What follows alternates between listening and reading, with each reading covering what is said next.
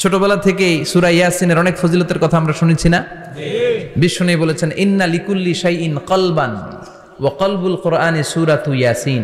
সব জিনিসের একটা কলব আছে, হৃদয় আছে, অন্তর আছে, আর কোরআনের কলবের নাম হচ্ছে সূরা ইয়াসিন।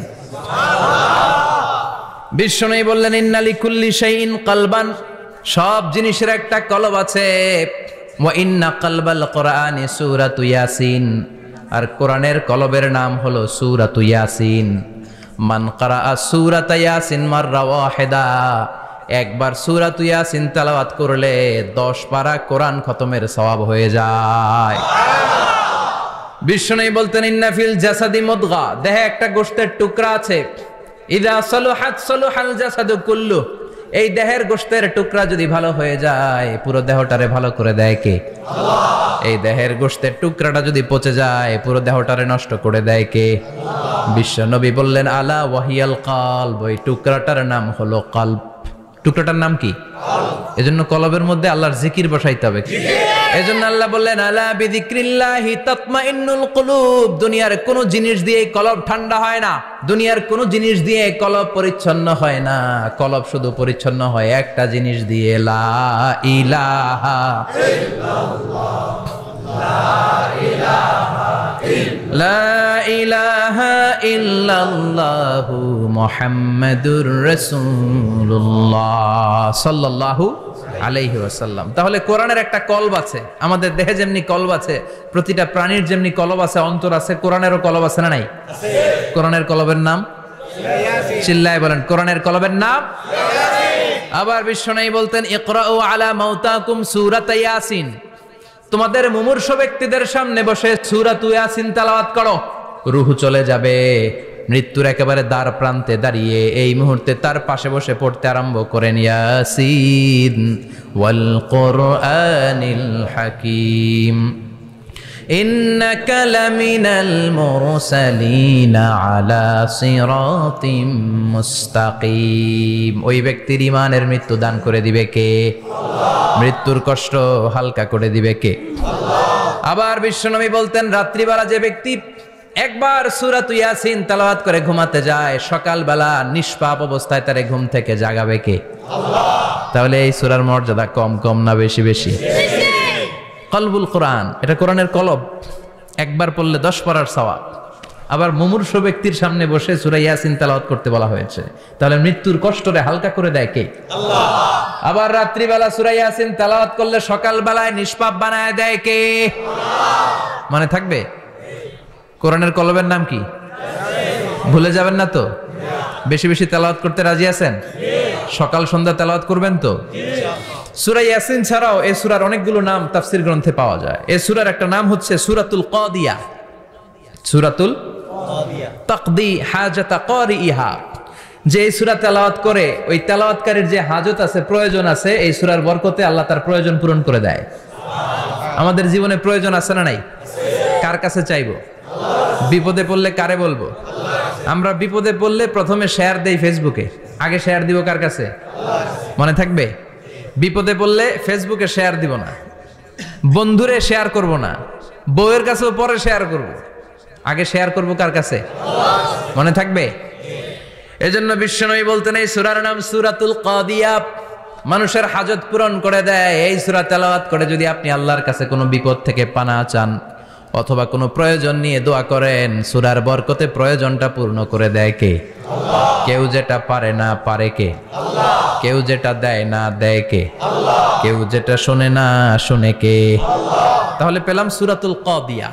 আরেকটা নাম আছে সূরার, সেটা হচ্ছে সূরাতুল আযীমা, সুমহান সূরা। এই আযীম আর আযীমা এই শব্দ দুইটা অনেক দামি, আল্লাহ যে কোনো জায়গায় ব্যবহার করেন নাই। বিশ্বনবীর চরিত্রের উপমা দিতে যে আল্লাহ আযীম শব্দ বলেছেন, তাই না? রব্বুল আলামিন বলেন ওয়া ইন্নাকা লাআলা খুলুকিন আযীম। ও নবী, সাধারণ কোন চরিত্র আপনারে আমি দেই নাই, আপনারে আমি দিয়েছি আযীম একটা চরিত্র। খুলুকুন আযীম, and verily indeed you are on a very good standard of character। অসাধারণ চরিত্র দিয়েছি। বিশ্বনবীর চরিত্র বুঝাতে যে আল্লাহ কি শব্দ ব্যবহার করেছেন? কথা বলে না, তাফসীর শিখে যেতে হবে। কোন শব্দ ব্যবহার করেছেন? আযীম। আবার আল্লাহ নিজের পরিচয় দিতে যে আজিম বলেছেন, ওয়ালা ইয়াউদুহু হিফযুহুমা ওয়া হুয়াল আলিয়্যুল আযীম। সুবহানাল্লাহ। আকাশ জমিনের নিয়ন্ত্রণ করতে যে আল্লাহ কখনো ক্লান্ত হয় নাকি? কারণ তিনি হচ্ছেন আল আলিয়্যুল আযীম। আল্লাহু আকবার। তার মানে নবীর চরিত্রের ক্ষেত্রে আজিম, আল্লাহর নিজের সত্তার ক্ষেত্রে আল্লাহ বললেন আযীম। আবার বললেন কিয়ামতের দিন গোটা পৃথিবীটারে আমি নাড়িয়ে দেব, গোটা পৃথিবীতে একটা আমি ভূমিকম্প দিব। এই কথাও কোরআনে আছে না নাই? ইযা জুলজিলাতিল আরদু জিলজালাহা আল কারিয়াতু মাল কারিয়া। পুরো পৃথিবী কাঁপিয়ে দিব। এই কাঁপাকাঁপিটা ওই দিনের ভূমিকম্পটা কি অন্যান্য সময়ের ভূমিকম্পের মতো হবে? এই ভূমিকম্পকে আল্লাহ বলেছেন আজিম। ইন্না জালজালাতা সাআতি লা শাইউন আযীম। সেদিনের ভূমিকম্প সাধারণ কোনো আর্থকোয়েক নয়, সাধারণ ভাইব্রেশন না, এটা আযীম। আবার আল্লাহ কোরআনকেও আযীম বলেছেন, ওয়ালাকাদ আতাইনাকা সাবআম মিনাল মাসানি ওয়াল কুরআনাল আযীম। ও নবী, আমি আপনার নিত্য পাঠনীয় সপ্তবাক্য সূরাতুল ফাতিহা দিয়েছি, সাথে সাথে কোরআনে আযীম দান করেছি। সুবহানাল্লাহ। তার মানে কোরআনের ক্ষেত্রে আযীম, কিয়ামতের ভূমিকম্প এটা আযীম, আল্লাহ নিজেও আযীম, বিশ্বনবীর চরিত্র আবার এই সূরাটাও যেহেতু দামি, এজন্য এই সূরার নাম সূরাতুল আযীমা। সূরাতুল সুমহান সূরা। এটা যেন তেন সূরা নয়, এটা তো কোরআনের কলব। কলব ছাড়া মানুষ বাঁচে? হার্ট ফাউন্ডেশনে যেয়ে দেখবেন মানুষের কি অবস্থা। হৃদরোগ, হৃদয় যার নষ্ট, তার যে কত কষ্ট। এই যে কি পরানো লাগে এখন, রিং পরায়, এনজিওগ্রাম, এনজিওপ্লাস্টি করে আর্টারি ব্লক করে ফেলে। চর্বি, এত চর্বি আমরা খাই, এত গরুর গোশত আমরা খাই। মনে রাখবেন, যেই প্রাণীর পা বেশি ওইটার ভিতরে কোলেস্টেরল বেশি। মাছের কয় পা? নাই, এখানে নাই, মাছের পাটা নাই, কোলেস্টেরল নাই। মুরগির কয় পা? জোরে বলতে হবে। তার মানে কিছু কোলেস্টেরল আছে না নাই? গরুর কয় পা? কোলেস্টেরল বেশি না কম? এইবার কোন চিংড়ির কয় পা? সবচেয়ে বেশি কোলেস্টেরল কন্টেইন করে শ্রিম্প, প্রন, চিংড়ি। এজন্য এগুলো কম খাইতে হবে। তবে 40-এর আগে যারা আছেন ধুমায়া খান, 40-এর পরে এই যে মাটন, ল্যাম্প, ছাগলের গোশ, খাসির গোশ, চিংড়ি, এগুলো আপনার ডায়েট থেকে বাদ দিয়ে দিতে হবে। বুঝতে পেরেছেন? এজন্য এই সূরাটা যেন তেন সূরা নয়, এটা তো কোরআনের কলিজা, হার্ট, হৃদয়। এজন্য সূরাটা সূরাতুল আযীমা। সুবহানাল্লাহ পড়েন। তার মানে 1 নম্বরে পেলাম সূরাতুল কাদিয়াহ, 2 নম্বরে পেলাম সূরাতুল আযীমা, 3 নম্বরে সূরার আরেক নাম হলো সূরাতুল মুইম্মা। সূরাতুল মুইম্মা। মুইম্মার 2 অর্থ। এক অর্থ হচ্ছে এটার বরকতটা আম, সবার জন্য, যেই পড়ে সেই বরকত পায়, এজন্য মুইম্মা। আবার মুইম্মার আরেক অর্থ হচ্ছে যেই সূরা শত্রুকে অন্ধ করে দেয়। কি করে দেয়? এই সূরার প্রথম 9টা আয়াত যদি বিপদে পড়ে, শত্রুর কবলে পড়ে আপনি তেলাওয়াত করেন, শত্রুর চোখটারে অন্ধ করে দিবে কে? আল্লাহ। বিশ্বনবী মক্কা থেকে যখন মদিনায় যায়, হিজরতের সময় বিশ্বনবী সূরাতুল ইয়াসিনের প্রথম 9টা আয়াত তেলাওয়াত করলেন। তেলাওয়াত করে আল্লাহর নাম নিয়ে ঘর থেকে বের হলেন। আশেপাশে কাফেররা ঘুরে কিন্তু বিশ্বনবীরে দেখে না। সবাই খেলে এরকম এরকম করে, ডানে বায়ে হাতায়, বিশ্বনবী সামনে দিয়ে যায়, কিন্তু কাফেরদের চোখ অন্ধ করে দিয়েছে কে? আল্লাহ। এজন্য কোরআন তেলাওয়াত করলে কাফেরদের চোখকে অন্ধ বানায় দেয় কে? আল্লাহ। এজন্য সূরার একটা নাম হচ্ছে সূরাতুল মুইম্মা। কি নাম? অন্ধ করে দেয়। তাফসিরে কুরতুবীর মুসান্নিফ ইমাম আল কুরতুবী, উনাকে জালিম বাদশা বন্দী করেছিল। ওনার তাফসিরে এসেছে উনি শক্তিশালী লোক ছিলেন, জেলখানা ভেঙে বাঁচার জন্য দিছে দৌড়। উনারেও ধরার জন্য জালিম বাদশার সৈনিকেরা ঘোড়া নিয়ে রওনা হয়েছে। উনিও দৌড়ায়, ঘোড়াও পেছন থেকে আসে। ওমিয়া মানুষ কি ঘোড়ার দৌড়ের সাথে পারে? উনি হাঁটতে হাঁটতে হয়রান হয়ে এক বালুর ময়দানে যেয়ে ধপাস করে পড়েছেন। ওরাও ঘোড়া দিয়ে এসে নেমেছে, কিন্তু আজীব তামাশা, উনি বালুতে ধপাস করে পড়েই সূরাতুল ইয়াসিনের প্রথম 9 আয়াত তেলাওয়াত করতে শুরু করেছেন। ওরা নিচে নেমে ডানে বায়ে সামনে পিছনে খালি খুঁজে, কিন্তু দেখে না, সামনেই কিন্তু বসা। ওদের চোখটার অন্ধ করে দিছে কে? আল্লাহ। বিশ্বাস হয়? ঈমান হয়? এজন্য বিপদে পড়লে সূরাতুল ইয়াসিনের প্রথম 9 আয়াত পড়তে রাজি আছেন? আল্লাহ তুমি তৌফিক দাও। আমিন। আরো জোরে পড়েন আমিন। এজন্য আল্লাহ চমৎকার ভাবে এই সূরাটা শুরু করে দিলেন দুইটা কাটা অক্ষর দিয়ে। আল্লাহ বললেন ইয়াসিন ওয়াল কুরআনিল হাকীম ইন্নাকা লামিনাল মুরসালিন আলা সিরাতিম মুস্তাকিম। পড়েন সুবহানাল্লাহ। ইয়াসিন সূরাটা শুরু করলেন কি দিয়ে? এটা কি কোনো বাক্য? এটা কি কোনো শব্দ? এটা কি অক্ষর? দুইটা। প্রথম অক্ষরের নাম, দ্বিতীয়টা আওয়াজ করে বলেন। প্রথম অক্ষরটার নাম, দ্বিতীয়টা। খুব চমৎকার না? বাক্য দিয়ে এই সূরাটা শুরু করে নাই। যেমন ইযা জুলজিলাতিল আরদু জিলজালাহা, এই সূরার প্রথম আয়াত, এটা একটা বাক্য না? জি। আচ্ছা। ওয়াদ-দুহা ওয়াল-লাইলি ইযা সাজা, বাক্য না? জি। কিন্তু ইয়াসিন এটা কি কোনো বাক্য? এটা কি কোনো শব্দ? না, এটা কাটা দুইটা অক্ষর। সুবহানাল্লাহ পড়েন। সুবহানাল্লাহ। আল্লাহ 114টা সূরার প্রায় 29টা সূরা এরকম কাটা কাটা অক্ষর দিয়ে শুরু করেছেন। সুবহানাল্লাহ নাই? সুবহানাল্লাহ। এই 29টা সূরা কখনো আল্লাহ একটা অক্ষর দিয়ে শুরু করেছেন, কখনো দুইটা অক্ষর দিয়ে, কখনো তিনটা দিয়ে, কখনো চারটা দিয়ে, কখনো পাঁচটা দিয়ে। একটা অক্ষর দিয়ে আল্লাহ কোরআনের সূরা শুরু করেছেন। এরকম একটা সূরা বলেন। নুন ওয়াল কলামি ওয়া মা ইয়াসতুরুন।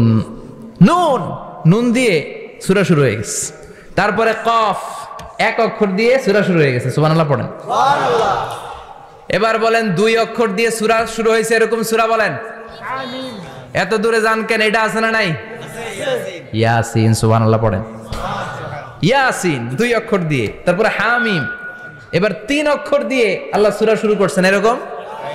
আলিফ লাম মিম তাসিন মিম। আল্লাহু আকবার। আবার চারটা অক্ষর দিয়ে সূরা শুরু হয়েছে এরকম আছে না নাই? হাফেজ সাহেব কোন? আলিফ লাম মিম র, আলিফ লাম মিম সদ আছে না নাই? আবার পাঁচটা কাটা অক্ষর দিয়ে সূরা শুরু হয়েছে এরকম সূরাও আছে না নাই?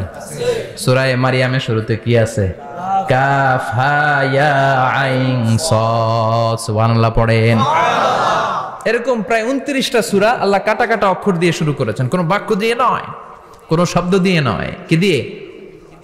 হারফ দিয়ে। হারফ, এই হারফগুলোরে বলে হুরুফ আত-তাহাজ্জি বা হুরুফ আল-মুকাত্তাআত, কাটা কাটা অক্ষর। মনে রাখবেন কোরআনের আয়াতগুলো দুই ভাগে বিভক্ত, একটা মুহকাম, একটা মুতাশাবিহ। মুহকাম মানে যেগুলোর অর্থ আমরা জানি, যেগুলোর ব্যাখ্যা আমরা জানি, যেটার ইন্টারপ্রিটেশন, এক্সপ্লেনেশন আমাদের জানা আছে। আর মুতাশাবিহ আমরা অর্থ জানি না, আমরা ব্যাখ্যা জানি না, এটা দিয়ে আসলে কি বুঝাইছে আমরা কেউ জানে না। জানে একজন, চিল্লায় বলেন তিনি কে? আল্লাহ বলেন ওয়া ইন কুনতুম ফি রাইবিম মিম্মা নাযালনা আলা আবদিনা ফাআতু বিসূরাতিন মিন মিসলিহি ওয়াদউ শুহাদাআকুম মিন দুনিল্লাহি ইন কুনতুম সাদিকিন। আল্লাহ বললেন ও জাহেলি যুগের লোকেরা, শোনো শোনো, এত আরবি কবিতা বানাতে পারো, এত গল্প লিখতে পারো, আরবিতে এত নোবেল বানাতে পারো, উপন্যাস বানাতে পারো, আর্টিকেল লিখতে পারো। আমার নবীর উপর যে কোরআন আমি নাজিল করেছি, এই কোরআনের ব্যাপারে অন্তরে যদি কোনো সন্দেহ থাকে, বাপের বেটা হলে পারলে কোরআনের মতো একটা সূরা বানিয়ে নিয়ে আসো। পারছে? কিয়ামত পর্যন্ত কেউ পারবে? বিশ্বনবী যেই জামানাতে এসেছিলেন ওই জামানায় আরবি ভাষা সাহিত্যের উৎকর্ষতা সাধিত হয়েছিল। আরবি ভাষার এতটা উৎকর্ষ পৃথিবী কখনো দেখে নাই। কবিতা, গদ্য, পদ্য, গল্প, উপন্যাস, রচনা, প্রবন্ধ, আর্টিকেলের শয়লাভ। এই ভাষা সাহিত্যিকদের চোখে আঙ্গুল দিয়ে আল্লাহ বুঝাতে চাইলেন, এত অর্থ করতে পারো, এত ব্যাখ্যা জানো, এত বড় বড় বুলিয়া ওড়াও, এত কিছু তুমি জানো, তাহলে বলো ইয়াসিন অর্থ কি? সুবহানাল্লাহ কইবেন না? তাইলে বল নুন অর্থ কি? কফ মানে কি? আলিফ লাম রা মানে কি? ফাবুহিতাল্লাযী কাফার। কেউ জানে না, কেউ উত্তর দিতে পারে না। কোন সুবহানাল্লাহ। এটা কোরআনের মুজিজা, এটার অর্থ কেউ জানে না।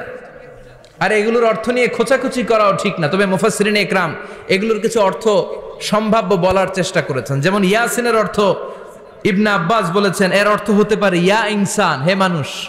সুবহানাল্লাহ পড়েন। কেউ কেউ বলেছে এটার অর্থ হতে পারে ইয়া সাইয়্যিদ আল মুরসালিন। কেউ কেউ বলেছেন ইয়াসিন হতে পারে ইসমুল্লাহ, আল্লাহর নাম। কেউ বলেছেন এটা হতে পারে ইসমুন লিন নবী, বিশ্ব নবীর নাম। আবার কেউ কেউ বলেছেন ইয়াসিন হতে পারে এই কোরআনে কারিমের একটা নাম। কোন সুবহানাল্লাহ। এই সম্ভাব্য সব কথাগুলো বলে পৃথিবীর সব মুফাসসিররা বলতে বাধ্য হয়েছেন আল্লাহু আ'লামু বিমুরাদিহি বিহি, এটার দ্বারা আসল অর্থ যে কি এটা আমরা কেউ জানি না। জানে কে? আল্লাহ। চিৎকার করে বলতে হবে জানে কে? আল্লাহ। তাহলে ইয়াসিন মানে আমরা জানি না, ইয়াসিনের অর্থ আমরা ছেড়ে দেব কার উপর? আল্লাহ। এরপর আল্লাহ বললেন ওয়াল কোরআনিল হাকিম, প্রজ্ঞাময় বিজ্ঞানময় কোরআনের শপথ। ওয়াল কোরআনিল হাকিম, বিজ্ঞানময় প্রজ্ঞাময় কোরআনের শপথ বা কসম। ওয়াল কোরআনিল হাকিমে যে ওয়া, এই ওয়াটারে আরবিতে বলে ওয়া আল কাসামিয়া। কি বলে? ওয়া আল কাসামিয়া, কসম কাটার জন্য আল্লাহ এই ওয়া ব্যবহার করেছেন। যত জায়গায় কোরআনে আল্লাহ কসম কেটেছেন ওই কসমের শব্দটার আগে ওয়া আছে না নাই? ও মিয়া, কোরআনে আল্লাহ সময়ের শপথ করেছেন, কসম কেটেছেন, যুগের কসম কেটেছেন। যুগের সময়ের আরবি হলো আল আসর, এই আসরের আগে ওয়া আছে না নাই? কি বলছে আল্লাহ? ওয়াল আসর, ওয়াল। আবার তিন ফলের কসম আল্লাহ কোরআনে কেটেছেন, কি বলেছেন? ওয়াত্তিন মানে তিনের কসম। জাইতুনের কসম কেটেছেন, বলেছেন ওয়াজ্জাইতুন।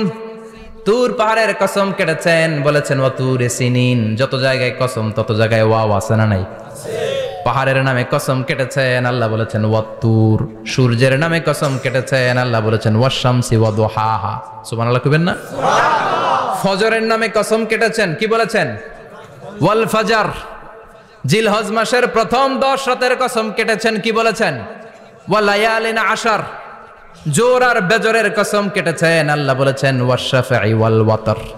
সূরা ইয়াসিনে কাটা কাটা দুইটা অক্ষরের পরে রব্বুল আলামিন কোরআনের কসম কেটেছেন, এজন্য আল্লাহ বলেছেন ইয়াসিন ওয়াল কোরআনিল হাকিম। ইয়াসিন ওয়াল কোরআনিল হাকিম, প্রজ্ঞাময় বিজ্ঞানময় কোরআনের শপথ। কোরআনের মধ্যে বিজ্ঞান আছে না নাই? বেশি না কম? বিশ্বাস হয় না? নাস্তিকদের কথা বিশ্বাস হয়? নাস্তিকরা বলে কোরআনের মধ্যে বিজ্ঞান নাই, কোরআনের মধ্যে সায়েন্স নাই, কোরআনের ভেতরে টেকনোলজি নাই। কিন্তু কোরআন বলে এমন কিছু নাই, মানুষের প্রয়োজনীয় এমন কিছু নাই যেটা আমার ভিতরে নাই। আল্লাহু আকবার। আল্লাহ বললেন মা ফররাতনা ফিল কিতাবি মিন শাই, কিতাবের মধ্যে আমি কিছু বাদ রেখে দেই নাই। ইতিহাসের কথা বলেছি, পাতালপুরীর কথা বলেছি, ঊর্ধ্ব জগতের কথা বলেছি, মহাকাশের কথা বলেছি, cosmology, astrology, geology, zoology, botany, human anatomy, embryology, সব কিছুর কথা কোরআনের মধ্যে দিয়েছে কে? আল্লাহ। কোরআনের ভেতরে মানুষের কথা আছে না নাই? আছে। কোরআনের মধ্যে গাভীর কথা আছে না নাই? আছে। গাভীর কথাও আছে? কই আছে? হ্যাঁ, সূরাতুল গাভীর সূরা। সুবহানাল্লাহ কইবেন না? সুবহানাল্লাহ। মানুষের কথা আছে সূরাতুল ইনসান, জিনদের কথা আছে সূরাতুল জিন, মাকড়সার কথা আছে সূরাতুল আনকাবুত, মৌমাছির কথা আছে সূরাতুন নাহাল। মৌমাছির কথা বলেছেন, দুধের কথা বলেছেন, প্রাণীর কথা বলেছেন, খাদ্যের কথা বলেছেন, মানুষের দেহ বৈশিষ্ট্যের কথাও বলেছেন। চিৎকার করে পড়েন আল্লাহু আকবার। আল্লাহ বললেন ওয়া আওহা রাব্বুকা ইলান নাহলি আনিত্তাখিযি মিনাল জিবালি বুয়ুতাও ওয়া মিনাশ শাজারি ওয়া মিম্মা ইয়ারিশুন। সুবহানাল্লাহ পড়েন। ওয়া আওহা রাব্বুকা ইলান নাহল, আল্লাহ মৌমাছির কাছে সিক্রেট মেসেজ পাঠিয়েছেন। সুবহানাল্লাহ পড়েন। ওহীকে আরবিতে বলে সিক্রেট মেসেজ। সায়েন্টিফিক আলোচনা শুরু হইতেছে, মনোযোগ আছে না গেছে? জিমানি ধরছে? হ্যাঁ, মনোযোগ আছে না গেছে? আল্লাহ মৌমাছিকে ওহী করেছেন। কি করেছে? দেখেন, ওয়াল কোরআনিল হাকিম, আল্লাহ যে বললেন শেষ হবে না এই কথা। ওয়াল কোরআনিল হাকিম, বিজ্ঞানময় কোরআনের শপথ, প্রজ্ঞাময় কোরআনের শপথ। বিশ্বনবী বলেন লা তুহসা আজাইবুহু, কোরআনের আশ্চর্যান্বিতার কোনো শেষ নাই। ওয়ালা তাবলা গারাইবুহু, কোরআন কোনোদিন কারো কাছে পুরাতন মনে হয় না। ফিহি মাসাবিহুল হুদা, কোরআনের মধ্যে আছে হেদায়েতের মশাল। ওয়া মানারুল হিকমা, কোরআন হলো বিজ্ঞানের সুউচ্চ মিনার। লা তুহসা আজাইবুহু, কোরআনের আশ্চর্যান্বিতার শেষ নাই। যতই পড়বেন আপনি আশ্চর্য হয়ে যাবেন, যতই স্টাডি করবেন, যতই অধ্যয়ন করবেন, আপনার চোখকে খুলে দিবে কে? আল্লাহ। ওয়ালা তাবলা গারাইবুহু, কোরআন কখনো পুরাতন হয় না। পুরান হয় নাকি? যার বয়স 50 50 বছর ধরে নামাজি মানুষ, প্রতি নামাজের প্রত্যেক রাকাতে কোন সূরা পড়া লাগে? তো 50 বছর যদি কেউ নামাজি হয় তাহলে কত লক্ষবার উনি সূরা ফাতিহা পড়ছে উনি নিজে জানে? তারপরেও কোনোদিন কি মনে হয়েছে সূরা ফাতিহাটা একটু পুরান পুরান লাগে? আজকে কুল হল্লা দিয়ে শুরু করুন, কথা বলেন, পুরান লাগছে কোনোদিন? এত পড়ছে এটা, আজকে আর এটা না, আজকে আর একটা, এরকম মনে হয়? ওয়ালা চাবলা গারাইবহু, পুরান লাগে না, প্রতিদিন নতুন, প্রতিনিয়তই নতুন, অলওয়েজ নিউ, সব সময় নতুন। এজন্য বিশ্বনবী বললেন লা তুহসা আজাইবুহু, কোরআনের আশ্চর্যান্বিতার শেষ নাই। ওয়ালা তাবলা গারাইবুহু, কোরআন কখনো পুরাতন হয় না। ফিহি মাসাবিহুল হুদা, কোরআনের মধ্যে আছে হেদায়েতের মশাল। ওয়া মানারুল হিকমা, কোরআন হলো বিজ্ঞানের সুউচ্চ মিনার। সুবহানাল্লাহ। আল্লাহ বললেন ওয়া আওহা রাব্বুকা ইলান নাহাল, আমি মৌমাছির কাছে মেসেজ দিলাম, সিক্রেট মেসেজ, আনিত্তাখিদি মিনাল জিবালি বুয়ুতা, তোমরা পাহাড়ের মধ্যে তোমাদের বাড়ি বানাও, মৌচাক বানাও। অমিনা সাজার, গাছের মগ ডালে, বড় বড় ডালে তোমরা বাসা বানাও। ওয়া মিম্মা ইয়ারিশুন, উঁচু উঁচু জায়গায় মৌচাক বানাও, যাতে করে গ্রামের ছোট্ট ছেলেরা ঢিল মারতে না পারে। কোন সুবহানাল্লাহ।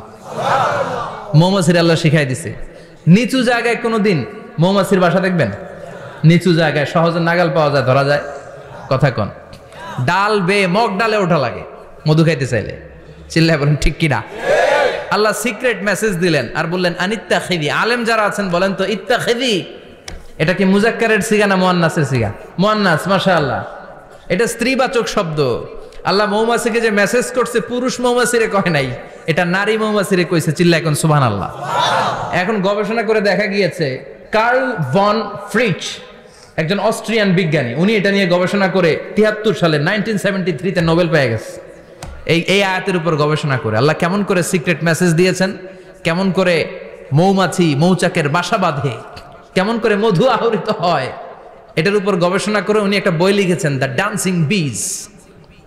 নেচে যাওয়া মৌমাছিগুলো, নাচতে নাচতে যেতে থাকা মৌমাছিগুলোর উপর একটা বই লিখে, দ্য ডান্সিং বিজ লিখে উনি নোবেল প্রাইজ পেয়েছেন এই মধুর উপরে। চিল্লায় পড়েন আল্লাহু আকবার।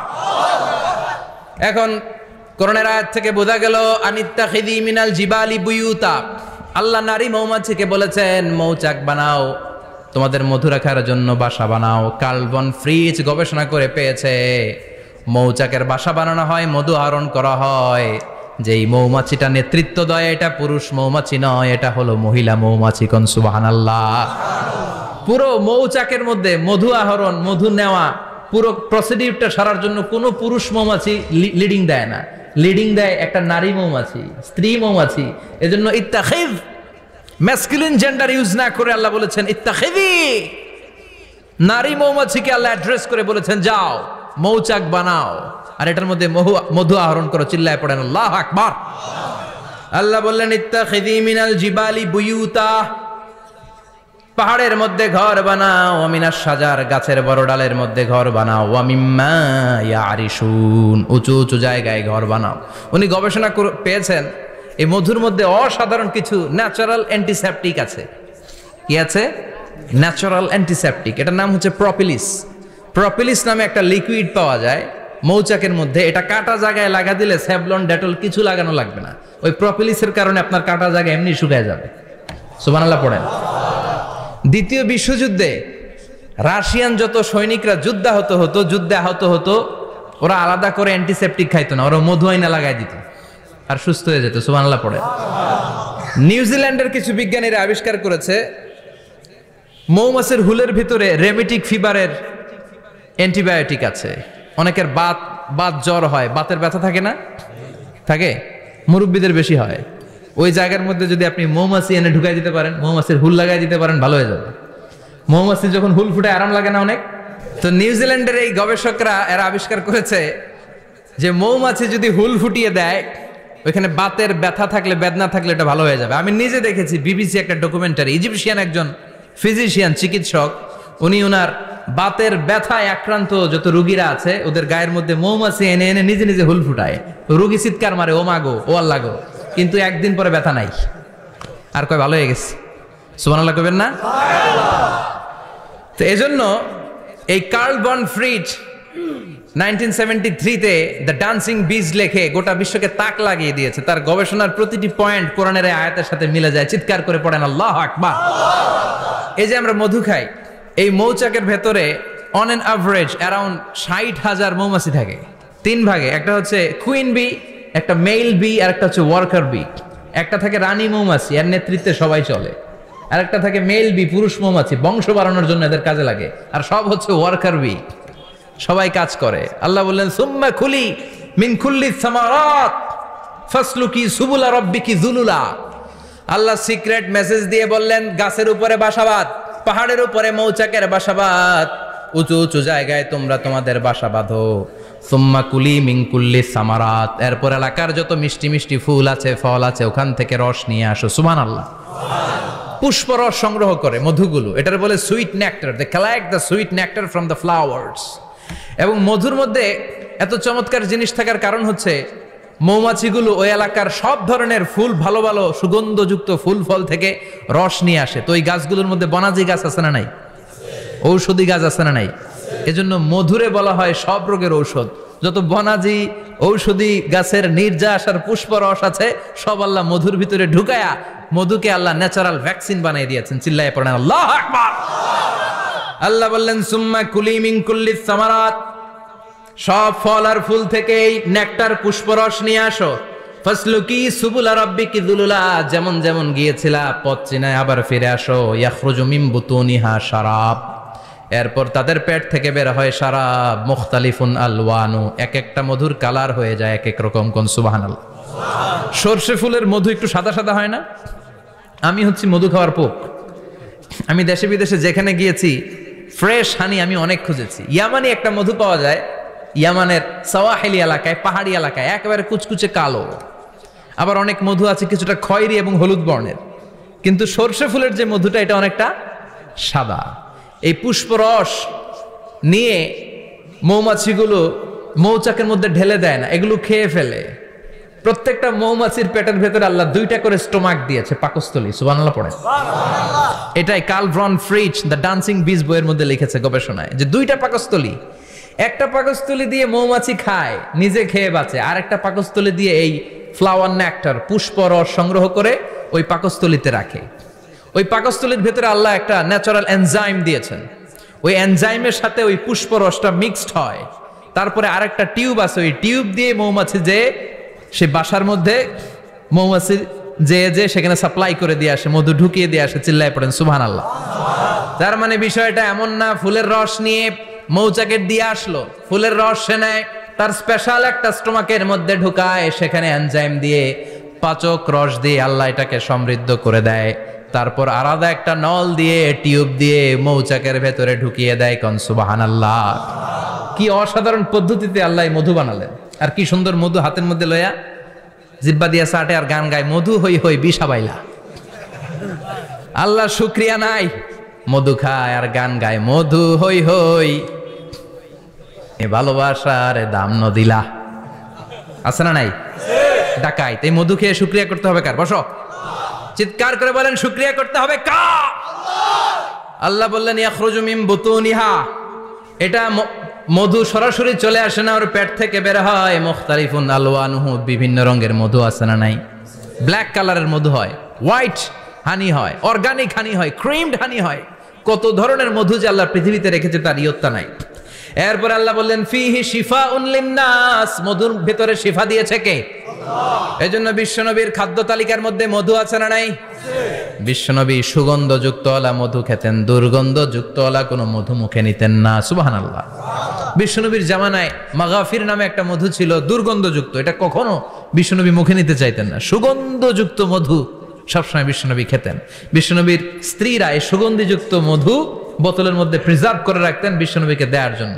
বিশ্বনবী প্রাণ ভরে এগুলো পান করতেন। সুবহানাল্লাহ। বিশ্বনবী যে সমস্ত খাদ্যগুলো পছন্দ করতেন হাদিসে এসেছে। বিশ্বনবী রুটি খেতেন, খেজুর খেতেন, খেজুর, দুধ খেতেন, এই মধু খেতেন, জব খেতেন, বার্লি খেতেন, লাউ খেতেন, রুম্মান, ডালিম ফল, আনার ফল, মাশরুম খেতেন। মাশরুম হলো মান্না সালোয়ার মতো খাবার। মাশরুমের স্যুপ যারা খাবে, চোখের জ্যোতি যাদের কম, তাদের চোখের জ্যোতি বাড়িয়ে দিবে কে? বুখারীর বর্ণনা, কানা রাসূলুল্লাহ ইউহিব্বুল হালাওয়া ওয়াল আসাল, বিশ্বনবী মিষ্টান্ন খেতে বড্ড পছন্দ করতেন, আবার বিশ্বনবী বেশি বেশি মধু খেতে পছন্দ করতেন। সুবহানাল্লাহ। কোরআনে দুইটা জিনিসের ক্ষেত্রে আল্লাহ শিফা যোগ করেছেন, যে দুইটা জিনিসের সাথে সম্পৃক্ত হলে শিফা। এক হচ্ছে কোরআন পড়লে শিফা, অনুনাজ্জিলু মিনাল কোরআনি মা হুয়া শিফা। আবার কোরআনে এই আয়াতের ক্ষেত্রে বলা হয়েছে শিফা ফিহি শিফাউন লিন্নাস। এজন্য সাইয়েদনা ইবনে মাসউদ এই উম্মাকে উদ্দেশ্য করে বলেছেন, আলাইকুম বিশিফাইন, তোমাদের উচিত দুইটা জিনিস থেকে শিফা নেয়া। এক হলো কোরআন, দুই হলো আসাল মানে মধু। কোন সুবহানাল্লাহ। কোরআন তেলাওয়াত করলে অসুস্থরে সুস্থ করে দেয় কে? সূরা ফাতিহা তেলাওয়াত করলে অসুস্থকে সুস্থ বানিয়ে দেয় কে? আবার মধু খেলে সুস্থ বানিয়ে দেয় কে? মধু খেয়ে প্রশংসা করবেন কার? নাকি মধু হই হই বিষাবাইলা বলবেন এগুলো কখনো? খাঁটি মধু খেতে হবে। খাঁটি মধু চিনার উপায় হচ্ছে এটাতে পিঁপড়া জমে না, এটা ফ্রিজে রাখলে জমাট বাঁধে না, এটাতে দুর্গন্ধ হয় না। এক গ্লাস পানির মধ্যে এক ড্রপ মধু ছেলে দিলে এটা পানির সাথে না মিশে একেবারে নিচে চলে যায়। খাঁটি মধু খেতে হবে। তাহলে ফিহি শিফাউন লিন্নাস, কত কিছু দিয়ে যে আল্লাহ এটাকে সমৃদ্ধ করেছেন। এটার মধ্যে গ্লুকোজ আছে, এটার মধ্যে সুক্রোজ আছে, ফ্রুকটোজ আছে, প্রোটিন আছে, মিনারেলস আছে, ক্যালসিয়াম আছে, ভিটামিন আছে। খাইলেই শরীর গরম হয়ে যায়। সুবহানাল্লাহ। এজন্য শীতকালে বেশি বেশি খাবেন, জাম্পাল লাগবে না। শীতকালে মধু খেয়ে রাত্রেবেলায় বের হবেন, আর মাফলার পেঁচিয়ে বেরোয়া লাগবে না। সুবহানাল্লাহ পড়েন। তার মানে আল্লাহ বললেন ইয়াসিন ওয়াল কোরআনিল হাকিম, প্রজ্ঞাময় বিজ্ঞানময় কোরআনের কসম। কোরআনের ভেতরে বিজ্ঞান আছে না নাই? বিজ্ঞানের কথা এই তো শুরু করলাম, আজকে সারা রাত বিজ্ঞানের কথা বলবো। থাকবেন কতক্ষণ? হ্যাঁ, স্লোগান দেন লিল্লাহি তাকবীর। এরপরে আল্লাহ বললেন গোলাম, ওয়া ইন্না লাকুম ফিল আনআমি লাইবরা, প্রাণীকুলের দিকে নজর করে তাকাও। প্রাণীকুলের মধ্যে আমি তোমাদের জন্য নিদর্শন রেখেছি। নুসকিকুম মিম্মা ফি বুতুনিহি, এই প্রাণীকুলের পেট থেকে একটা চমৎকার জিনিস আমি বের করে দেই, এটার নাম হচ্ছে দুধ। এটা কি? দেখেন, একই আয়াতের মধ্যে আল্লাহ মধুর কথাও বললেন, আবার দুধের কথাও বললেন। দুধটা কিভাবে হয়, উৎপন্ন হয়, মধু কেমনে হয়, ইঞ্চি ইঞ্চি কথা এই কোরআনের ভেতরে তুলে ধরলেন কে? আল্লাহ বললেন মিমবাইনি ফারসিউ ওয়াদামিল লাবানা, গোবর আর রক্তের মাঝখান দিয়ে আমি দুধ বের করি। সুবহানাল্লাহ পড়েন। আমরা যাই এই গাভীর ওলান টানা শুরু করি সকালবেলা বিসমিল্লাহ বলে, কিন্তু কেমনে যেটা আসে ওইদিকে নজর নাই। ডাকাত বিসমিল্লাহ বলে শুরু করে না, দুধ খাই আলহামদুলিল্লাহ পড়েন, আছে না নাই? আল্লাহ বলেন মেকানিজমটা শোনো কেমনে আমি খাওয়াই। আল্লাহ বললেন মিমবাইনি ফারসি ওয়া দামিল লাবানা, গোবর আর রক্তের মাঝখান দিয়ে আমি দুধ বের করে দেই। সুবহানাল্লাহ। গরু যে ঘাস খায়, এই ঘাস থেকে রক্ত হয় আর গরুর গোবর হয়। পেটের একদিকে থাকে গোবর, আরেক দিকে থাকে রক্ত। রক্ত দুর্গন্ধ, গোবরও দুর্গন্ধ। রক্তও নাপাক, গোবরও নাপাক। এই দুই নাপাক আর দুর্গন্ধের মাঝখান দিয়ে সুগন্ধযুক্ত দুধ বের করে দেয় কে? আল্লাহ বললেন মিমবাইনি ফারসি ওয়া দামিল লাবানা, গরু যে খাবারগুলো খায় ওই খাবারের এক পাশ দিয়ে গোবর হয়ে যায় আর এক পাশ দিয়ে রক্ত হয়ে যায়, মাঝখান দিয়ে দুধ বের করে দেয় কে? What a amazing mechanism of discharging milk from animal's body. What a amazing mechanism. একদিক দিয়ে গোবর দুর্গন্ধ, আরেক দিক দিয়ে ঘাস খাওয়ার কারণে রক্ত হয়, মাঝখান দিয়ে দুধ বের হয়ে যায়। সুবহানাল্লাহ। আবার বাছুর ছাড়া দুধ পাওয়া যায় না, শুধু গাভী, বাছুর নাই, দুধ আসবে? আবার এই যে বিশাল বড় ওলান 20 কেজি দুধ দেয় প্রতিদিন, এই ওলান কাটলে দুধ পাওয়া যায়? এক ফোঁটা দুধও ওলানটা কেটে টুকরা টুকরা করলে আপনি পাবেন না। এটা আলাদা মেকানিজম। এটা ভিতর থেকে একটা নির্যাস, বাছুর নিয়ে দুইটা ঢু মারবেন, ওই নির্যাস দিয়ে দুধ বেরোতে থাকবে গোবর আর রক্তের মাঝখান দিয়ে। চিৎকার করে পড়েন আল্লাহু আকবার। এজন্য বিশ্বনবী বলতেন বেশি বেশি দুধ খাও। দুধ হলো সুষম খাদ্য। পৃথিবীতে আবিষ্কৃত যত খাবার আছে দুধের চাইতে ভালো খাবার আছে নাকি? কথা কন। মানুষ পানি খেয়ে 3-4 দিন বাঁচে জানেন, আর পানির মধ্যে লবণ দিলে 7-8 দিন বাঁচতে পারবেন। আর দুধ পাইলে আজীবন বাঁচবেন। দুধ খেয়ে যদি হজম করতে পারেন, দুধ খেয়ে হজম করতে পারলে আজীবন বেঁচে যাবেন। সুষম খাদ্য। বিশ্বনবী যে রাতে মেরাজে যাবেন, সিদরাতুল মুনতাহা পার হওয়ার পরে বিশ্বনবীর পরীক্ষা শুরু হলো। বিশ্বনবীকে বুখারীর বর্ণনা 3টা গ্লাস দেয়া হলো। কাদাহ ফিহি লাবান, এক গ্লাসের মধ্যে দুধ ছিল।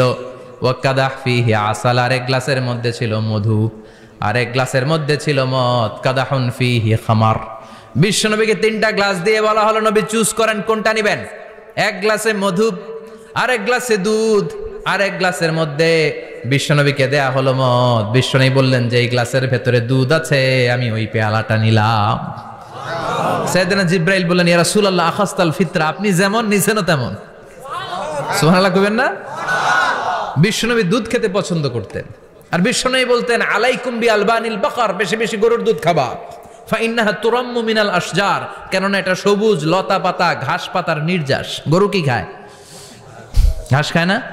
এই ঘাসের নির্যাস হচ্ছে দুধ। বিশ্বনবী বলতেন বেশি বেশি দুধ খাবা। ফিহি শিফা, এর মধ্যে শিফা আছে। ফি লাবানিহা শিফা ও লুহমিহা দা, গরুর দুধে আছে শিফা, গরুর গোশতের মধ্যে আছে রোগ। সুবহানাল্লাহ। কত বড় ফিলোসোফার বিশ্বনবী। বিশ্বনবী বলে গিয়েছেন গরুর দুধ বেশি খাও কিন্তু গোশ বেশি খাইও না। আর আমরা গরুর গোশ পাইলে কোপায় ফেলাই। সাদা ভাত আর ঝাল গরুর মাংস যদি হয়, ওই যে অনেকের জিহ্বায় পানি চলে আসছে। সুবহানাল্লাহ কইবেন না?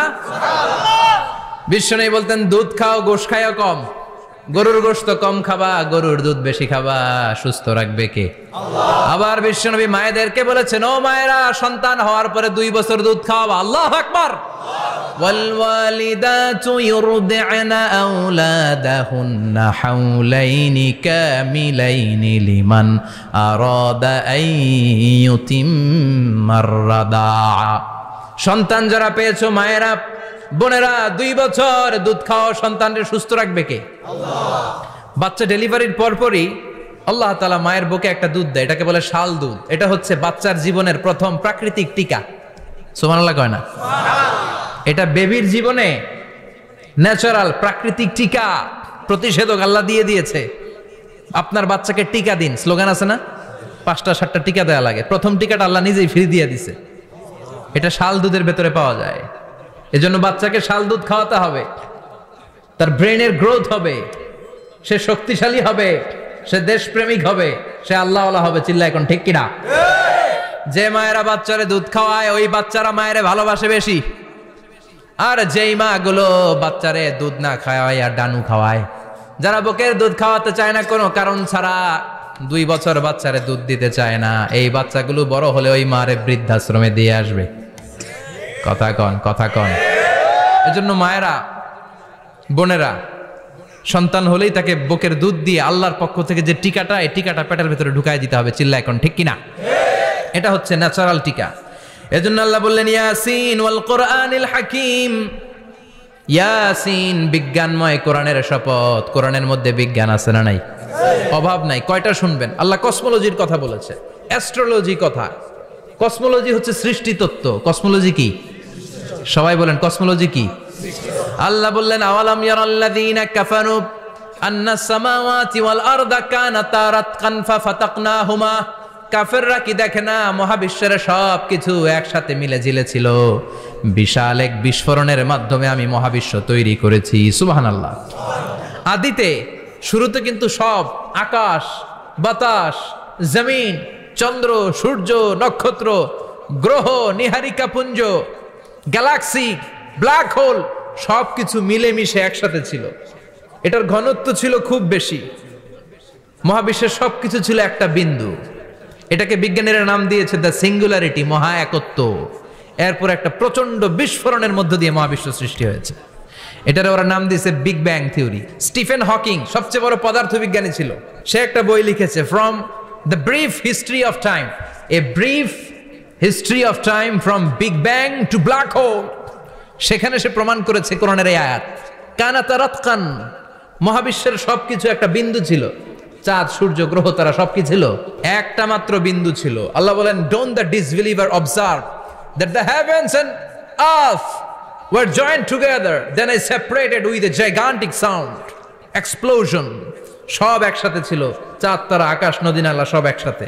তারপর একটা বিকট বিস্ফোরণের মধ্য দিয়ে পৃথিবী হয়েছে, এ চাঁদ হয়েছে, চন্দ্র হয়েছে, সূর্য হয়েছে, মহাবিশ্বের সবকিছু এই মহাবিস্ফোরণের মধ্য দিয়ে হয়েছে। চিৎকার করে পড়েন আল্লাহু আকবার।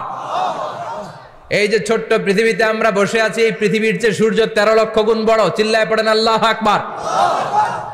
এটা কি বাড়ির কাছের কথা? 13 লক্ষ গুণ বড়। কল্পনা করা যায়? তার মানে কি সূর্যই সবচেয়ে বড়? না, সূর্যের চেয়ে অনেক বড় বড় তারা আছে। ব্যাটেল জিউস নামে একটা তারা আছে মহাকাশে, যেটা যে সূর্য পৃথিবীর চেয়ে 13 লক্ষ গুণ বড়। এই ব্যাটেল জিউস তারা সূর্যের চেয়ে 33 কোটি গুণ বড়। এই ব্যাটেল জিউস তারাটাই কি সবচেয়ে বড়? না, এর চেয়েও কত বড় তারা যা আছে কোনো হিসাব নাই। এরকম বিশাল বিশাল তারা ঘুরতে ঘুরতে মাওয়াকিউন নুজুম, ব্ল্যাক হোল নামে একটা রেঞ্জ আছে। এই রেঞ্জের মধ্যে যদি ঢুকে যায়, ছোট্ট বাচ্চার মুখে চকলেট দিলে বাচ্চা যেমনি চকলেট চুষে খেয়ে ফেলে, এই বিশাল বিশাল তারাগুলো ব্ল্যাক হোলের মধ্যে ঢুকলে এক মুহূর্তের মধ্যে নিঃশেষ হয়ে যায়। চিল্লায় পড়েন আল্লাহু আকবার। এজন্য আল্লাহ বললেন ফালা উকসিমু বিমাওয়াকিউন নুজুম, এই তারকা নিঃশেষ হওয়ার যে জায়গাটা, এই জায়গার কসম আমি কোরআনের মধ্যে খেলাম। এই ব্ল্যাক হোলের রেঞ্জের ভেতরে তারা আসলে মুহূর্তের মধ্যে নিঃশেষ বানিয়ে দেয় কে? একটা তারার চেয়ে আরেকটা তারা বড়। এরকম হাজার কোটি তারা মিলে আমাদের গ্যালাক্সি। এই গ্যালাক্সির নাম হচ্ছে মিল্কি ওয়ে। কি নাম? আমাদের গ্যালাক্সির নাম কি? সবাই বলেন তো। Milky Way. কি নাম? এরকম একটা গ্যালাক্সি না, লক্ষ কোটি গ্যালাক্সি আছে। আমাদের গ্যালাক্সির পরে সবচেয়ে কাছের গ্যালাক্সির নাম অ্যান্ড্রোমেডা। কি নাম? এই অ্যান্ড্রোমেডা গ্যালাক্সি আমাদের গ্যালাক্সি থেকে 2.5 মিলিয়ন লাইট ইয়ার দূরে, মানে 25 লক্ষ লাইট ইয়ার। সুবহানাল্লাহ কইবেন না? আলোর গতি হচ্ছে পৃথিবীতে সবচাইতে বেশি বর্তমান সময় পর্যন্ত, জানেন? 1 সেকেন্ডে আলো ছুটে 1,86,000 মাইল বেগে। এত বেগের কোন প্লেন বা রকেট নিয়ে যদি আপনি আমাদের গ্যালাক্সি থেকে মিল্কি ওয়ে থেকে অ্যান্ড্রোমেডাতে যেতে চান, তাহলে আপনার 25 লক্ষ বছর লেগে যাবে। সুবহানাল্লাহ বাড়িতে যায় বললেন। এরপর আল্লাহ বললেন ওয়াস সামাআ বানাইনাহা বিআইদিন ওয়া ইন্না লামুসিউন, আকাশ আমি বানালাম, গ্যালাক্সি আমি বানালাম, বানানোর পর থেকে সবগুলোর আমি প্রশস্ত করতে শুরু করে দিলাম। সব ছিল ক্ষুদ্র, একটা বিন্দুর মধ্যে আমি বিস্ফোরণ করলাম একটা আওয়াজ দিয়ে। আওয়াজটা ছিল কুন। আওয়াজটা ছিল কি? কুন ফায়া। ইন্নামা আমরুহু ইযা আরাদা শাইআন আন ইয়াকুলা লাহু কুন ফায়াকুন।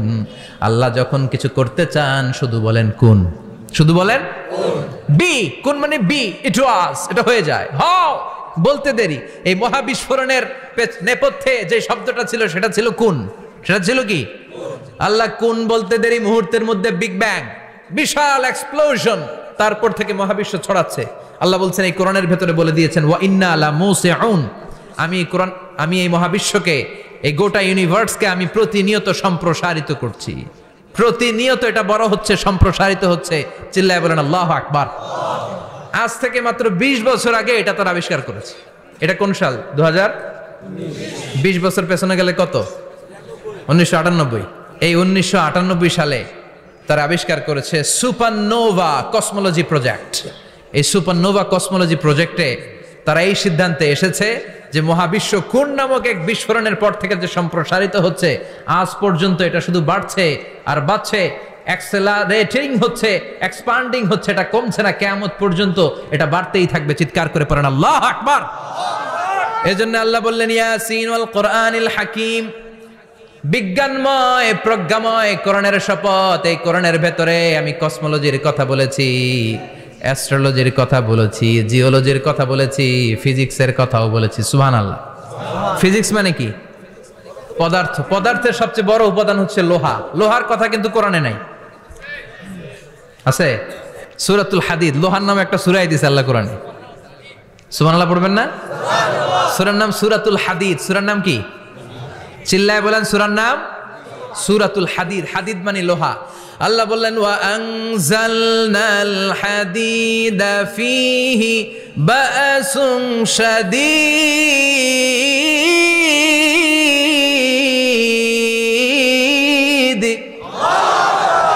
ওয়া আনজালনাল হাদিদ ফীহি বা'সুন শাদীদ, আমি লোহা নাজিল করলাম আর লোহার ভেতরে আমি ভয়ঙ্কর শক্তি ঢুকাইয়া দিলাম। সুবহানাল্লাহ। ফিহি মানাফিউ লিন-নাস, লোহার ভেতরে মানুষের জন্য অনেক কল্যাণ আছে। সুবহানাল্লাহ। লোহা ছাড়া পৃথিবীতে কিছু হয়? আংটি বানাতে লোহার দরকার আছে না নাই? ঘড়ি বানাতে, গাড়ি বানাতে, বাড়ি বানাতে, মোবাইল বানাতে, হেলিকপ্টার, প্লেন, রকেট, মাইকের স্ট্যান্ড। সুবহানাল্লাহ কোন? এমন কোন জিনিস নাই যেটার মধ্যে লোহা লাগে না। এজন্য আল্লাহ বললেন এই লোহার নামে আমি একটা সূরা ডেডিকেট করলাম, ওয়া আনজালনাল হাদিদ ফিহি বা'সুন শাদীদ। আমি লোহাকে নাজিল করেছি। আল্লাহ বলেছেন, খেয়াল করে শব্দটা শুনেন, ওয়া আনজালনাল হাদিদ, আমি লোহাকে উপর থেকে নাজিল করেছি। কি করেছি? কথা বলেন। তার মানে লোহা পৃথিবীতে ছিল না, নাজিল করছে কে? লোহা পৃথিবীতে ছিল? পৃথিবীতে ছিল? পৃথিবীতে থাকলে নাজিল করবেন কেন? এই যে কোরআনটা পৃথিবীতে আগে ছিল, নাজিল করছে কে?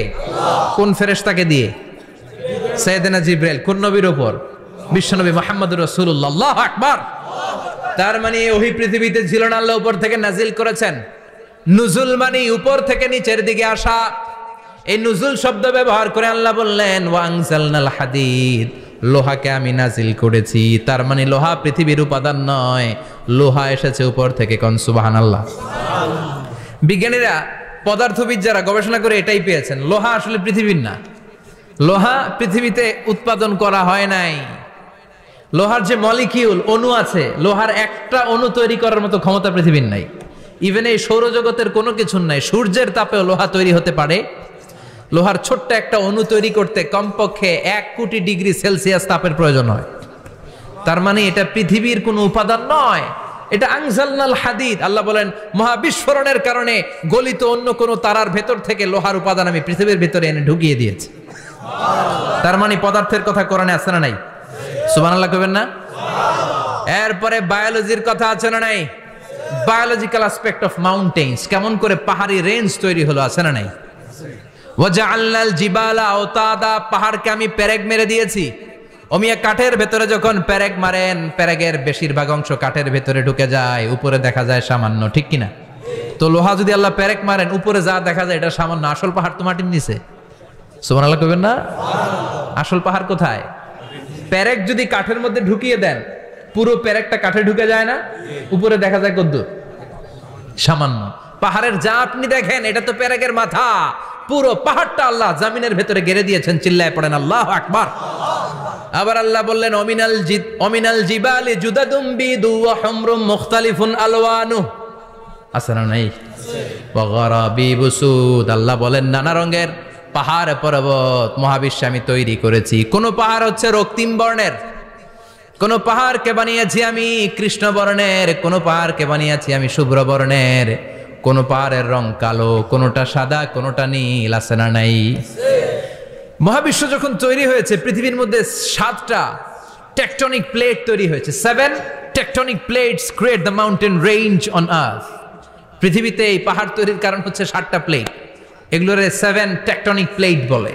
এই প্লেটগুলোর কারণে পৃথিবীতে এই রং বেরঙের পাহাড় তৈরি হয়েছে। কত রঙের যে পাহাড় আছে। আরব বিশ্বে পাথরের পাহাড়, বাংলাদেশে মাটির পাহাড়, ব্রুনাই, সিঙ্গাপুর, ইন্দোনেশিয়াতে যদি যান আরেক ধরনের পাহাড়। চায়নার একটা শহর আছে গানজু সিটি, কি নাম? এই গানজু সিটিতে একটা পাহাড় আছে রেইনবো মাউন্টেন। ওখানে 7 রঙের পাহাড় পাওয়া যায় এক জায়গায়। সুবহানাল্লাহ কইবেন না? রেইনবো মানে কি? রংধনু। রংধনুর কয় রং? কথা কন। ছোটবেলা আমরা মুখস্থ রাখতাম, বেনিয়া সহকলা, বেতে বেগুনি, নিতে নীল, আতে আসমানি, শতে সাদা, হতে হলুদ, কতে কালো, লাতে লাল। সুবহানাল্লাহ নাই? মনে রাখার কি অসাধারণ পদ্ধতি। তো এই রেইনবো মাউন্টেন, রংধনুর 7 রঙের পাহাড় এক জায়গায় পাওয়া যায়। এখানে সাদা পাহাড়, এখানে সবুজ পাহাড়, এখানে নীল পাহাড়, ওখানে লাল পাহাড়, এখানে কালো পাহাড়। এই চায়নার গানজু সিটিতে আল্লাহ তাআলা 7 রঙের পাহাড় এক জায়গায় রেখেছেন। চিৎকার করে বলেন আল্লাহু আকবার। তার মানে বায়োলজির কথাও কোরআনের ভেতরে আছে না নাই? এরপর আল্লাহ বললেন, কেমন করে আকাশ থেকে আমি পানি নাজিল করে, এটাও কোরআনে আছে না নাই? আমরা ছোটবেলা পড়েছি ওয়াটার সাইকেল, হাইড্রোলজিক্যাল সাইকেল। কেমন করে সূর্যের তীব্র তাপ সাগর থেকে পানিকে জলীয় বাষ্প করে উপসে নেয়, উপরে নিয়ে সেটাকে পুঞ্জীভূত করে দেয়, ঘনীভূত করে দেয়, মেঘ হয়ে যায়, সেখান থেকে ঝিরিঝিরি ঝিরিঝিরি বৃষ্টি পড়ে, আছে না নাই? আর ওই বৃষ্টির গান আমরা গাই, এই বৃষ্টি ভেজা রাতে তুমি চলে যেও না। ওই বৃষ্টি পেয়ে আল্লাহর কাছে দোয়া করে না। বিশ্বনবী বলেন, রহমতের বৃষ্টির নিচে দাঁড়িয়ে কেউ যদি হাত তুলে দোয়া করে, ওই দোয়া কবুল করে কে? আল্লাহ। আবার আকাশের মধ্যে মেঘের ঘনঘটা দেখলে বিশ্বনবী পেরেশান হয়ে যেতেন, হয়রান হয়ে যেতেন, আর আল্লাহর কাছে বলতেন, আল্লাহ এই মেঘ দিয়ে তুমি আমাদেরকে আযাব দিও না, তুমি আমাদেরকে গজব দিও না, তুমি আমাদেরকে শেষ করে দিও না, এই মেঘ থেকে তুমি আমাদেরকে রহমতের বৃষ্টি দাও, পড়ে না আমিন। বৃষ্টি দেখলে বিষ্ণু বলতেন আল্লাহুম্মা সাইয়িবান নাফিআ, ইয়া গাউসু আগিসনা গাউসান মুগীসান মারিআন মারিআন নাফিআন গায়রা দার আজিলান গায়রা আজিল। হে আল্লাহ, এই বৃষ্টি থেকে তুমি ঠান্ডা রহমতের পানি দাও। কি দাও? আল্লাহ মেঘে দে, পানি দে, ছায়া দে রে তুহু, আল্লাহ মেঘে দে। পড়েন পড়েন, আল্লাহ মেঘে দে, পানি দে, ছায়া দে রে তুহু, আল্লাহ মেঘে দে। এই ওয়াটার সাইকেলের কথা আল্লাহ বলেছেন। আলাম তারা আন্নাল্লাহ ইউসজি সাহাবান। কাফের নাস্তিক যেগুলো সমাজের আবর্জনা খড়কুটা, ওরা কি দেখে না কেমন করে আমি বাতাসকে জলীয় বাষ্প করে আকাশে তুলি, বায়ুমণ্ডলে নিয়ে যাই। সুম্মা ইউআল্লিফু বাইনাহুম, জলীয় বাষ্পগুলারে তখন আমি ঘনীভূত করি। সুম্মা ইয়াজআলুহু রুকামান, এরপরে আমি মেঘে পরিণত করি। ফাতারাল ওয়াদকা ইয়াখরুজু মিন খিলালিহি, তারপর মেঘের ভেতরে থেকে ঝিরিঝিরি ঝিরিঝিরি বৃষ্টি নাজিল করে কে? আবার আল্লাহ বললেন পানি থেকে আমি পৃথিবীর সব প্রাণগুলারে বানালাম। ওয়াজআলনা মিনাল মাই কুল্লা শাইইন হাইয়া ফালা ইয়াকিলুন, পানির ভেতরে থেকে সব প্রাণের উৎপত্তি পৃথিবীর মধ্যে ঘটিয়ে দিয়েছে কে? বিজ্ঞানীরা স্বীকার করেছে পৃথিবীতে যত প্রাণ পাওয়া যায়, যত প্রাণের ব্লুপ্রিন্ট পাওয়া যায়, সব এসেছে পানি থেকে। চিৎকার করে বলেন কোত্থেকে? পানি নাই তো প্রাণ নাই, পানিও আছে প্রাণও আছে। কোন সুবহানাল্লাহ। বিজ্ঞানীদের ধারণা, তারা ধারণা করে বলেছে পৃথিবীর প্রথম প্রাণের নাম হচ্ছে অ্যামিবা। কি নাম? ওরা বলেছে এটা এককোষী জীব। It's a very small unicellular organism found ever in the world. পৃথিবীতে পাওয়া প্রথম এককোষী প্রাণীর নাম হচ্ছে অ্যামিবা। এটা এসেছে শৈবালের মতো, এরপরে জুপ্লাংটন, ফাইটোপ্লাংটন, ব্যাকটেরিও প্লাংটন, একটার পর একটা স্পিসিজ প্রজাতি পৃথিবীতে ডেভেলপ করেছে। কোন সুবহানাল্লাহ। এই পানির কথা কোরআনের ভেতরে বলে দিল কে? এজন্য আল্লাহ বললেন ওয়াল কোরআনিল হাকিম, বিজ্ঞানময় কোরআনের শপথ। এই কোরআনটা বিজ্ঞানের ঠাসা, এই কোরআন আশ্চর্যের শেষ নাই, এই কোরআন কোনোদিন পুরাতন হয় না। এই কোরআনের ভেতরে আল্লাহ দিয়েছেন হেদায়েতের মশাল, আর কোরআনটাকে বানিয়েছেন বিজ্ঞানের সুউচ্চ মিনার। জোরে কোন সুবহানাল্লাহ। তার মানে কোরআনে আমরা কি পেলাম? দুধের কথা পেলাম, মধুর কথা পেলাম, কিভাবে ডায়েট করবেন সেটা আমরা পেলাম, আমরা কসমোলজি পেলাম, অ্যাস্ট্রোলজি পেলাম, বায়োলজি পেলাম, ফিজিক্স পেলাম, ওয়াটার সাইকেল পেলাম। এবার পাতালপুরীর কথার দরকার আছে না নাই? পৃথিবীর একেবারে গভীরতম গভীরে কি আছে? এটা কিন্তু কোরআনে নাই, আছে। পৃথিবীর মাঝখানে যে উত্তপ্ত লাভা আর আগুন, এটা আপনারা জানেন? পৃথিবীর উপর দিয়ে আমরা ঠান্ডা পৃথিবীতে ঘুরে বেড়াই, কিন্তু এর ভিতরে কিন্তু আগুন, লাভা। আল্লাহ কোরআনের মধ্যে ফুটন্ত টকবগে সাগরের কসম খেয়েছেন। আল্লাহ বলেছেন ওয়াল বাহারিল মাসজুর,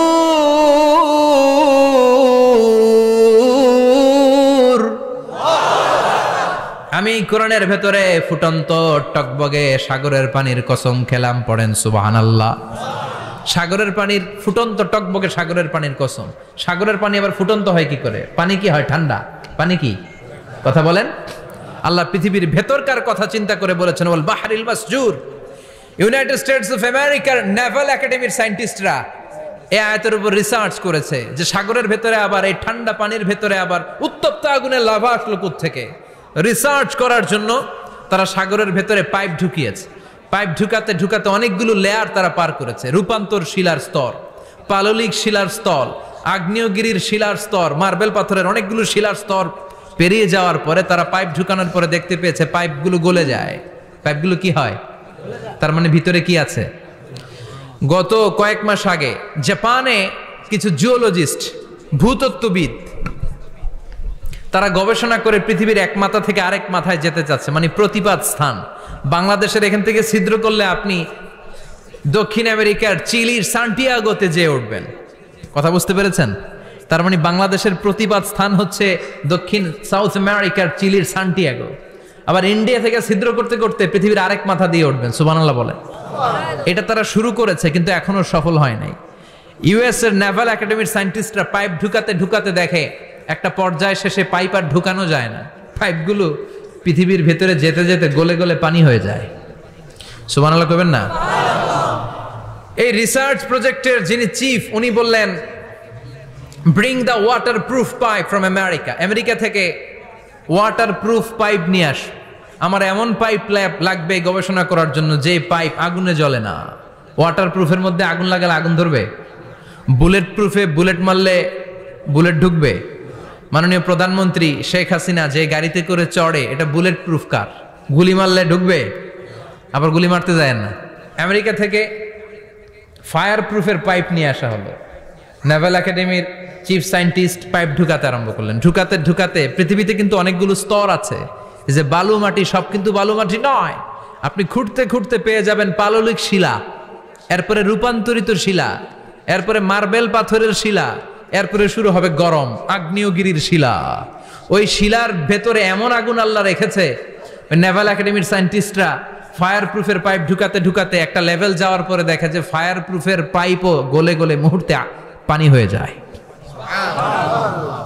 তার মানে ভেতরে এমন আগুন আল্লাহ রেখেছে, ওই আগুনের তুলনায় পৃথিবীর আগুনের মতো নয়। ওই আগুনটাই জাহান্নামের আগুন। আবার বিজ্ঞানীরা গবেষণা করে ওই আগুনের মধ্যে মানুষের চিৎকার শুনেছে। এজন্য হাদিসে এসেছে আল্লাহর ওলিরা, মুমিন বান্দারা মারা গেলে তাদের রূহগুলো আকাশে চলে যায়, ইল্লিনে চলে যায়।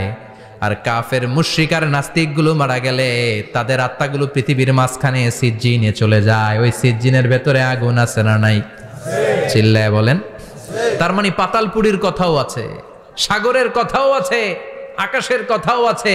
কেমন করে দুনিয়াতে আমরা আসলাম সেটাও আছে। এমব্রয়োলজি, ভ্রূণ তত্ত্বের কথা কোরআনে আছে না নাই? পৃথিবীতে আল্লাহ কয়েক সিস্টেমে মানুষ বানালেন। সৈয়দনা আদমকে বানালেন, মাও নাই বাবাও নাই। সৈয়দনা আদম আলাইহিস সালামের বাবার নাম কি? মায়ের নাম কি? মাও নাই বাবাও নাই। আবার সৈয়দনা ঈসা আলাইহিস সালামকে আল্লাহ তৈরি করলেন, শুধু মা আছে বাবা নাই। আবার আমাদের সবাইকে আল্লাহ বানালেন, মাও আছে বাবাও আছে, ঠিক কি না? এরপরে ছোট্ট এক ফোঁটা নাপাক থেকে আল্লাহ আমাদেরকে বানালেন। এই এক ফোঁটা বীর্যের মধ্যে যে প্রাণ আছে, এটা দুজন বিজ্ঞানী আবিষ্কার করেছে। লিয়েন হুক মাইক্রোস্কোপ যন্ত্র দিয়ে তারা বীর্যের মধ্যে, স্পার্ম ড্রপের মধ্যে গবেষণা করে পেয়েছে যে ওখানে কি যেন নড়ে। ওই এক ফোঁটা ড্রপের মধ্যে কি যেন নড়ে। সেখান থেকে ওরা আবিষ্কার করেছে এই স্পার্মের ভেতরে, শুক্রাণুর ভেতরে প্রাণের অস্তিত্ব আছে। এক ফোঁটা স্পার্মে, এক ফোঁটা বীর্যের মধ্যে 20 কোটি যদি শুক্রাণু না থাকে, ওই স্পার্ম থেকে আল্লাহ বেবি দেয় না, সন্তান দেয় না। সুবহানাল্লাহ কোন?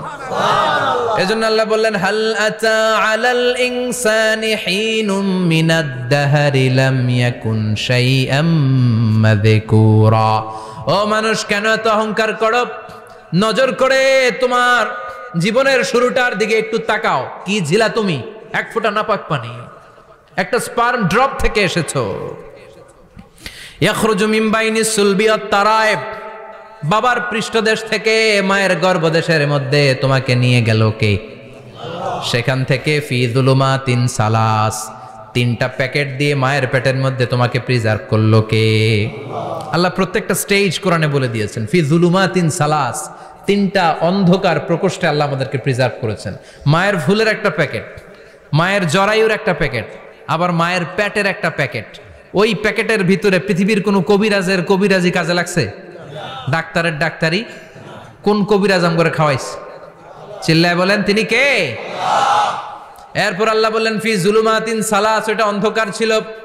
যেই টেম্পারেচারে রাখলে তুমি সুস্থ থাকবা, যেই টেম্পারেচারে রাখলে তুমি আস্তে আস্তে বড় হতে পারবা, সেখানে আমি রাখলাম। সেখান থেকে আমরা হয়ে গেলাম জিমেট, সেখান থেকে জাইগট, তারপরে ইমব্রয়ো, তারপরে ফেইটাস, ল্যাটার স্টেজ।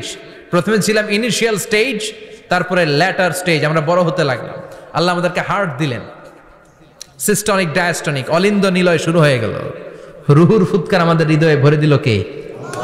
আল্লাহ আমাদেরকে স্কেলিটন দিলেন, কঙ্কাল, স্পাইনাল কর্ড দিলেন, আমাদের স্কাল দিলেন, মাথার খুলি দিলেন, লাঞ্চ দিলেন, ফুসফুস দিলেন, গল ব্লাডার দিলেন। যেখানে যেটা ঠিক যেমন ভাবে দেয়া দরকার মায়ের পেটে থাকতেই সেটা দিয়ে দিয়েছে কে? আল্লাহ। এরপর 8 মাস আমরা মায়ের পেটে মারে কষ্ট দিলাম। ওই মুহূর্তে আমার মা আমার জন্য যতটা কষ্ট করেছে পৃথিবীর কেউ ওই খবর রাখে না। তোরে কোন ঠিক কিনা? বোঝা হয়ে গিয়েছিলাম, একটা বস্তা। আমরা প্রত্যেকে মায়ের পেটে ছিলাম একটা কি? এই বস্তা নিয়ে আমার মা খেতে যেত, ঘুমাতে যেত। এই বস্তাটা পেটে করে আমার মা রান্নাঘরে রান্না করত। একদিনও রান্না বন্ধ হয় নাই। এই বস্তাটা নিয়ে আমার মা টয়লেটে যেয়ে বসতে পারতো না, 8 মাস এরকম কষ্ট করেছে। এজন্য মায়ের মনে কষ্ট দিলে আল্লাহর আরশ কেঁপে যায়। মায়ের কাছ থেকে দোয়া নেওয়ার দরকার আছে না নাই? মায়ের মনে কষ্ট দিবেন? মায়ের সাথে বেয়াদবি করবা কেউ? মায়ের থেকে দোয়া নেওয়ার দরকার আছে না নাই? মা যার নাই সে জানে মা না থাকার কি জ্বালা। চিল্লা এখন ঠিক কিনা?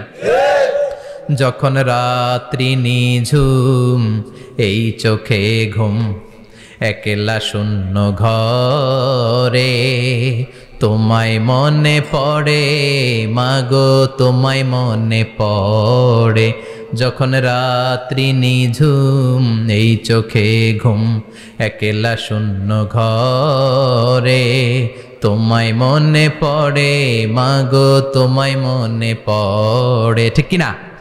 এজন্য এই মায়ের জন্য দোয়া করার দরকার আছে না নাই? আল্লাহ বললেন 8 মাস 9 মাস মায়ের পেটের ভেতরে ছিলা, তারপরে দুনিয়ার বুকে তোমারে আনলো কে? ছোট্ট নাপাক ছিলাম, এই ছোট্ট এক ফোঁটা পানি থেকে আমাদেরকে বড় করছে কে? আল্লাহ। তার মানে এমব্রয়োলজি, ভ্রূণ তত্ত্বের কথা কোরআনের ভেতরে আছে না নাই? সে আল্লাহ বললেন ইয়াসিন ওয়াল কোরআনিল হাকীম ইন্নাকা লামিনাল মুরসালিন আলা সিরাতিম মুস্তাকিম। সুবহানাল্লাহ পড়েন। আল্লাহ বললেন ইয়াসিন, এরপরে বললেন আল কোরআনিল হাকীম, প্রজ্ঞাময় কোরআনের শপথ। বিশাল একটা শপথ কেটে আল্লাহ বললেন ইন্নাকা লামিনাল মুরসালিন আলা সিরাতিম মুস্তাকিম। ইন্নাকা লামিনাল মুরসালিন, অবশ্যই অবশ্যই নবী হে আপনি রাসূলদের অন্তর্ভুক্ত। চিল্লা এখন সুবহানাল্লাহ। তিনি যে রাসূল এটার সার্টিফিকেট এই আয়াতে দিয়েছে কে? এরপর আল্লাহ বললেন আলা সিরাতিম মুস্তাকিম, ও নবী আপনি সিরাতুল মুস্তাকিমের উপর আছেন। যেই দোয়াটা প্রতিটা নামাজের মধ্যে প্রতিদিন প্রত্যেক রাকাতে সূরা ফাতিহাতে আমরা পড়ি, ইহদিনাস সিরাতাল মুস্তাকিম। ও Allah, show us the right path, show us the correct path, আপনি আমাদেরকে সোজা পথ দেখান।